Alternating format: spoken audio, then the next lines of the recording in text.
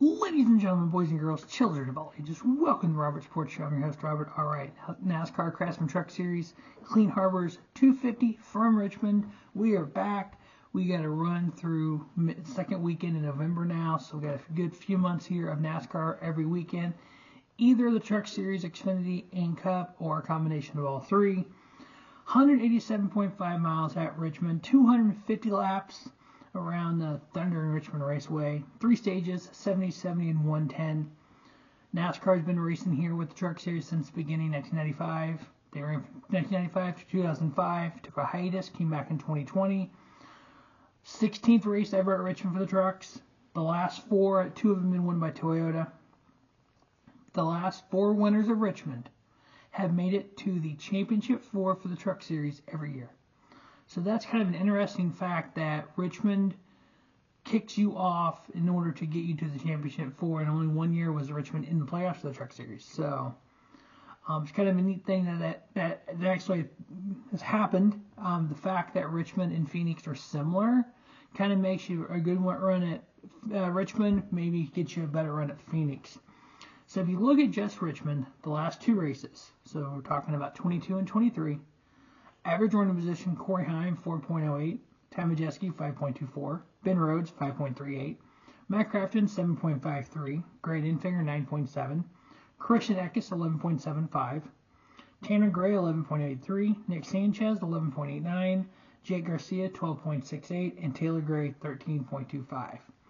If you combine the average running position of 2 races at Phoenix and the 2 races at Richmond, Ty Majeski, 5.01 average running position, Corey Heim, 6.03, Grant Enfinger, 8.28, Ben Rhodes, 8.76, Christian Eckes, 9.03, Matt Crafton, 9.43, Nick Sanchez, 10.79, Taylor Gray, 12.19, Jake Garcia, 13.58, and Chase Purdy, 14.06.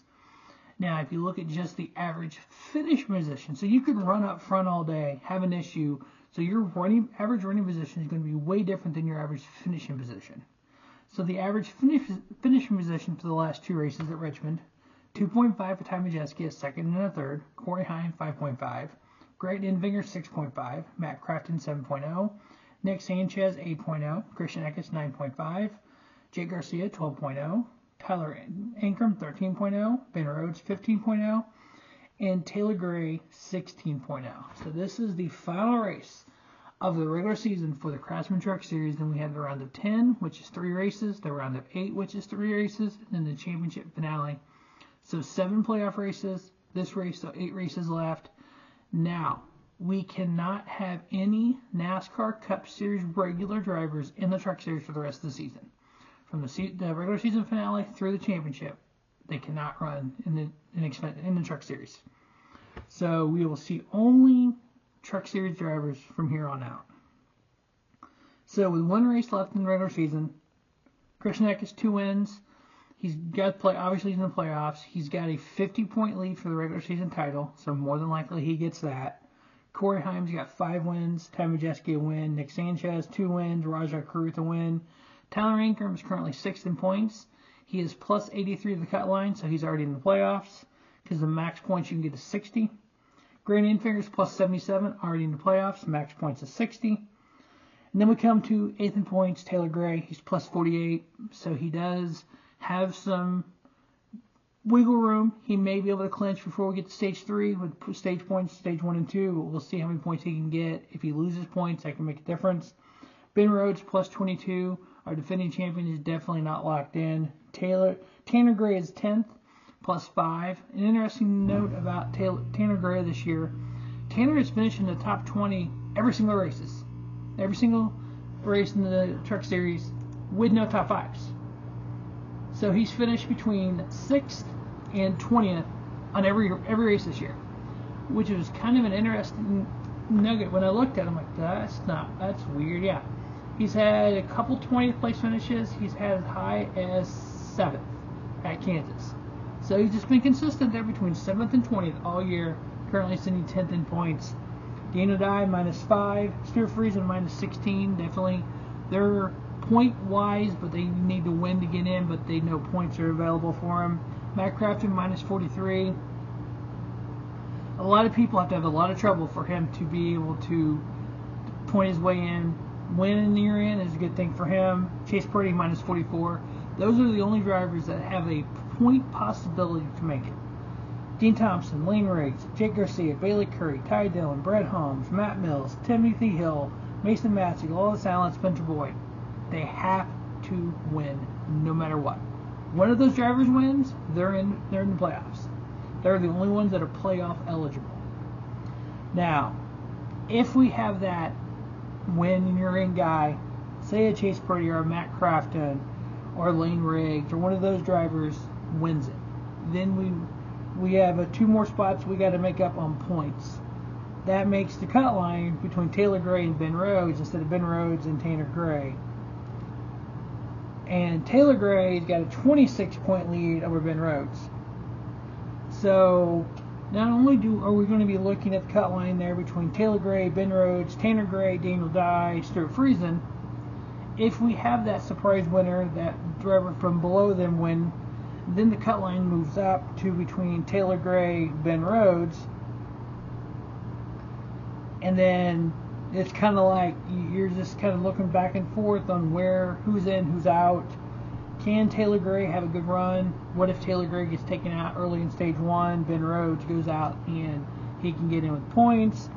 So yeah, there's a lot of scenarios here that's going to really affect this race. Christian Eckes pretty much got the regular season title wrapped up. Daniel Dye sitting there 11th in points. He's progressed. Now I do want to note that all these drivers that we're talking about here that were rookies last year, the Jake Garcias of the world, the Daniel Dyes of the world, the Taylor Gray of the world. If you look 1 year ago, Nick Sanchez was a rookie. He's currently 4th in points. Jake Garcia was a rookie. He was 13th last year. He has dropped to 17th this year. Mind you, he took over the ride that Haley Deegan had there at Thorsport. Haley Deegan finished 19th last year. So for everyone that has said that the issue was the driver, we've seen what happened to AM Racing in the Xfinity Series. The issue wasn't the driver. The person that drove this truck last year, Haley, finished 19th. Jay Garcia is currently 17th. He did better last year with Helgeman Racing. Just going to throw that out there. The other rookies from last year, Taylor Gray, he's fighting for a playoff spot. Currently 8th in points. Roger Cruz has got a win. Daniel Dye is sitting 11th. Brett Holmes has even improved. So yeah, that rookie class from 2023 is really kind of making their own way here in 2024 and improving week in, week out. On picks this year, Truck Series of 9-6, Xfinity 15-5, and Cup 6-16. The 4 picks to win the CleanHarbors 250 NASCAR Craftsman Truck Series race: Christian Eckes, Corey Heim. How do you not go with the 2 hottest drivers in the Truck Series? To combine with 7 wins, you have 4 wins from Truck Series drivers, and that leaves literally, no, you have 3 wins from Truck Series because Kyle Busch has got 2, Ross has got 1. That literally leaves 3 wins among Xfinity Truck Series regulars. Wild.